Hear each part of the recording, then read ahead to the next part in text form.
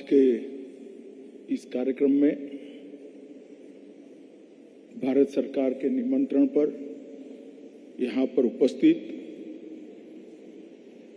जिन्होंने बंगाल में संविधान के संरक्षण के लिए सदैव जागरूकता बरतते हुए अपने संवैधानिक दायित्वों का निर्वहन किया है, ऐसे हमारे महामहिम राज्यपाल श्रीमान जगदीप धनखड़ जी, भारत सरकार की मंत्रिपरिषद में मेरे साथी भाई निशित प्रामाणिक जी, नेता प्रतिपक्ष बंगाल विधानसभा श्री शुभेंदु अधिकारी जी, संसद सदस्य श्री सुकांत मजमूदार जी, स्वपन दास गुप्त जी, भारत सरकार के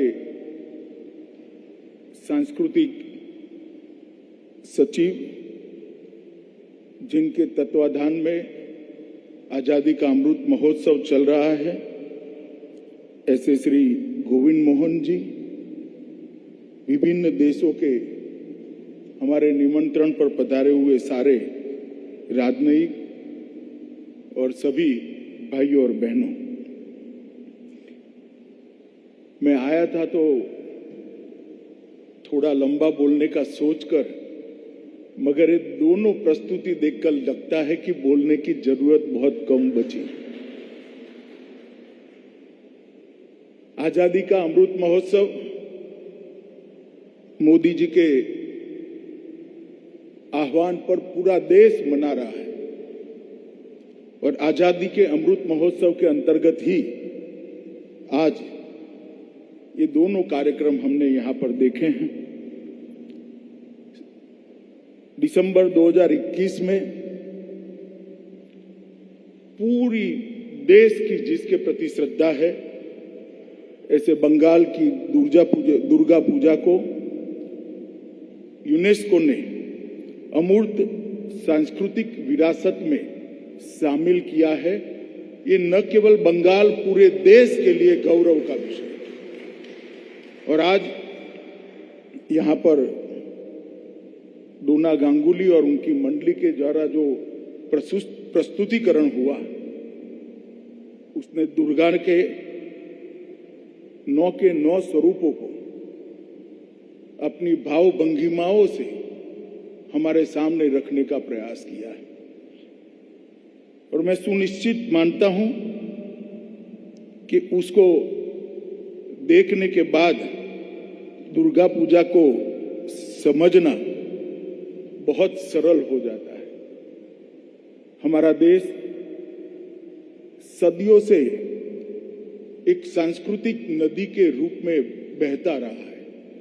हजारों साल से मानते हैं कि हमारी संस्कृति एटर्नल है, इसको कभी भी कोई भी मिटा नहीं सकता। इसका संदेश विश्व के लिए है और पूरा विश्व इसका सम्मान करता है। आज जब स्त्री सशक्तिकरण की, विमेन एम्पावरमेंट की बात करते हैं, उनको शायद मालूम नहीं है कि हमारे पुराणों के अंदर लिखा गया, उपनिषदों के अंदर लिखा गया कि जहां नारी की पूजा होती है वहां देवताओं का वास होता है, और जहां नारी की पूजा होती है वहीं सुख और समृद्धि होते हैं। विमेन एम्पावरमेंट का जो विचार है, हमारे बाद हजारों साल के बाद बलवत्तल होकर फिर से एक बार वाया पश्चिम यहां पर आया है। और दुर्गा पूजा, ये नारी की पूजा, शक्ति की पूजा और उसके प्रति श्रद्धा, समाज के सम्मान की द्योतक हमारे यहां जो निरंजन निराकार ईश्वर की कल्पना की है, इसमें संसार के संचालन के लिए परम शक्तिमान को 4 हिस्सों में बांटा है, ब्रह्मा, विष्णु, महेश और शक्ति। सृजन, उसका संचालन, विनाश और संतुलन ब्रह्मा विष्णु, महेश, इसके पर सृजन, संचालन और विनाश की जिम्मेदारी है, इसकी व्याख्या की गई है, परंतु सब में संतुलन बनाने की जिम्मेदारी शक्ति को दी है। इसलिए कोई भी मत हो, कोई भी संस्कृति हो, भारत के अंदर शक्ति की पूजा के महत्व को हमने बहुत अच्छे तरीके से देश भर ने स्वीकारा है। और आज मुझे ये बात का आनंद है, अब भारत में यूनेस्को की अमूर्त सांस्कृतिक विरासत की संख्या दुर्गा पूजा के सम्मिलित होने से 14 हो गई।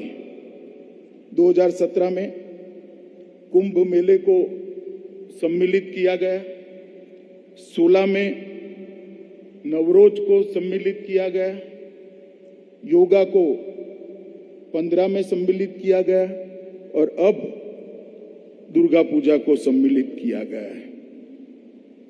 मुक्ति मातृका का ये कार्यक्रम सभी दृष्टि से दुर्गा पूजा को समर्पित था।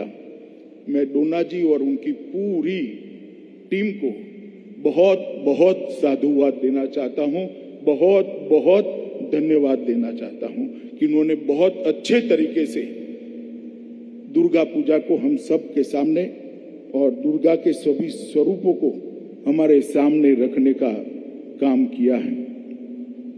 मित्रों, आजादी का अमृत महोत्सव मोदी जी के आह्वान पर आज पूरा देश मना रहा है। 25,000 से ज्यादा कार्यक्रम देश भर में हुए, अनेक प्रकार के कार्यक्रम। मोदी जी ने देश का आह्वान करते वक्त कुछ कल्पनाएं देश के सामने रखी थी कि आजादी हमें बहुत बड़ी तपस्या के बाद, बहुत बड़े संघर्ष के बाद, बहुत बलिदानों के बाद मिली। इसका गौरवगान, उसका सम्मान 130 करोड़ की आबादी और विशेष कर 50% युवा आबादी के अंदर हो। ये आने वाले अनेक वर्षों तक भारत को महान बनाने की यात्रा के लिए बहुत जरूरी है। इसीलिए उन्होंने 3 हिस्सों में आजादी के अमृत महोत्सव को मनाने का निर्णय किया। एक 1857 से लेकर 1947 तक 90 साल लंबे चले हमारे स्वतंत्रता संग्राम को आज की पीढ़ी के जहन के अंदर फिर से एक बार इसको स्थान दिलाना, उनके ध्यान में लाना, कितने कितने बलिदान और कितने कितने त्याग के बाद हम आज मुक्त गगन के नीचे आजादी की सांस ले रहे हैं। और उसके माध्यम से उनके मन के अंदर देशभक्ति का एक अंकुर फिर से जगाने का एक प्रयास करना। दूसरा, 75 साल की यात्रा में भारत ने हर एक क्षेत्र के अंदर अनेक प्रकार की सिद्धियों को प्राप्त किया है, चाहे वो शिक्षा का क्षेत्र हो, चाहे अंतरिक्ष का क्षेत्र हो, चाहे रक्षा का क्षेत्र हो, चाहे कला का क्षेत्र हो, चाहे अर्थ जगत की बात हो। अनेक क्षेत्रों के अंदर हमारी साझी प्रयास के कारण, सामूहिक प्रयास के कारण बहुत सारी उपलब्धियां हमने प्राप्त की हैं। वो उपलब्धियों को भी युवा पीढ़ी के सामने रखना, उपलब्धियों पर गौरव करना और आने वाले सपनों को गढ़ने का उनको मार्गदर्शन करना, ये उद्देश्य रखा है। और तीसरा उद्देश्य रखा है कि 75 साल जब हम मना रहे हैं, तब देश की आजादी को जब 100 साल होंगे, तब देश विश्व के अंदर सबसे महत्वपूर्ण स्थान को प्राप्त कर हर क्षेत्र के अंदर विश्व के अंदर सर्वोच्च स्थान पर जाए, ऐसे लक्ष्यों को तय करना और 25 साल के प्रचंड पुरुषार्थ से, सामूहिक पुरुषार्थ से, 130 करोड़ लोगों के सामूहिक संकल्प से भारत को जब 2047 का साल आए, तब दुनिया में सर्वोच्च स्थान पर देखने का हमारे आजादी के स्वतंत्रता सेनानियों के स्वप्न को पूर्ण करना। ये 3 उद्देश्यों से आजादी का अमृत महोत्सव मना रहे हैं। और मोदी जी ने 75 साल से 100 साल की ये यात्रा को आजादी का अमृत काल एक संकल्प लेना और संकल्प की सिद्धि के लिए पुरुषार्थ करना, इसके बारे में व्याख्या की है। आज आजादी का अमृत महोत्सव न केवल देश, मैं मानता हूं कि पूरे विश्व के लिए महत्वपूर्ण है। मैं इसको 4 प्रकार से देखता हूं। 75 साल पहले भारत ने पूरी विश्व की स्वतंत्रता के आंदोलन का नेतृत्व किया था और एक नया रास्ता, एक नया मार्ग प्रशस्त करा था कि रक्त की बूंद भी बहाए बगैर आजादी किस प्रकार से ली जा सकती है। इस 75 साल में हमने अनेक विध उपलब्धियों को प्राप्त करा है और हमारी multi party parliamentary democratic system को मजबूत कर अनेक कठिनाइयों का सामना करते हुए आज लोकतंत्र की जड़ों को पाताल तक गहरी ले जाने में हम सफल हुए हैं। हमने ये सिद्ध कर दिया है कि हमारी संस्कृति में भले अनेक विविधता है।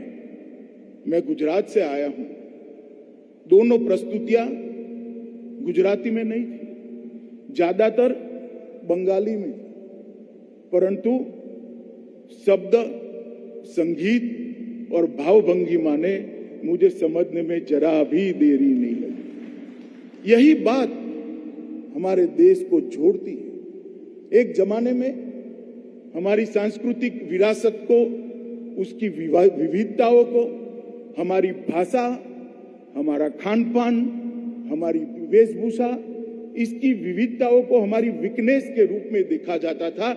आज 75 साल के बाद दुनिया के सामने हमने सिद्ध कर दिया है और मोदी जी ने 14 से 21 के बीच में इसको दुनिया को परिचय भी करा दिया है कि यही हमारी स्ट्रेंथ है, यही हमारी ताकत है, विविधता में एकता, ये भारत की विशेषता है मित्रों।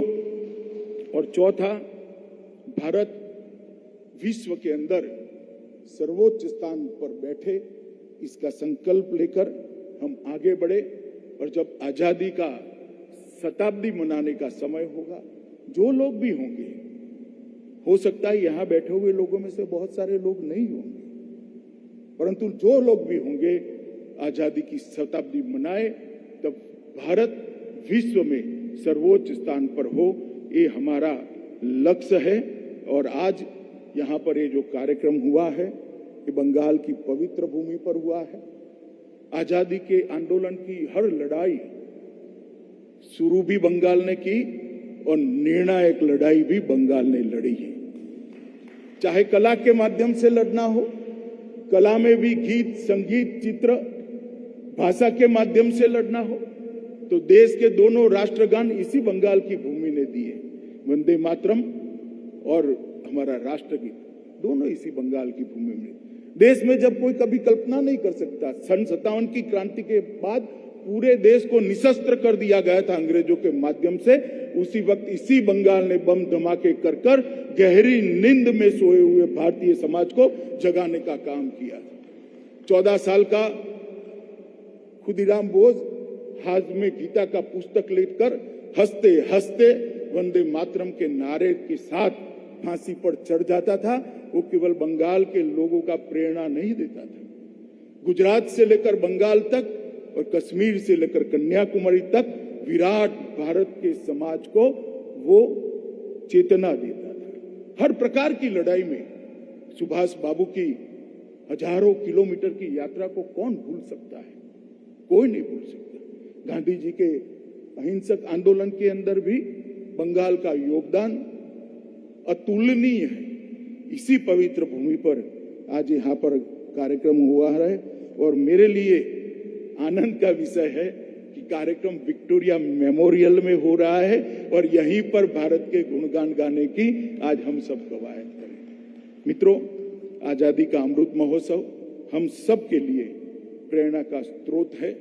आज मैं दोनों कलाकार समूहों ने जो प्रस्तुति की है, उनका हृदय से भारत सरकार की ओर से बहुत बहुत धन्यवाद करना चाहता हूं, क्योंकि उनकी प्रस्तुति ने न केवल यहाँ बैठे हुए लोग मगर दूरदर्शन और टेलीविजन के माध्यम से देख रहे करोड़ों लोगों के मन में कोई बात करे बगैर आजादी के अमृत महोत्सव को बहुत सटीक तरीके से उनके दिलो दिमाग के अंदर उतारने का काम किया है। फिर से एक बार सभी का धन्यवाद कर मेरी बात को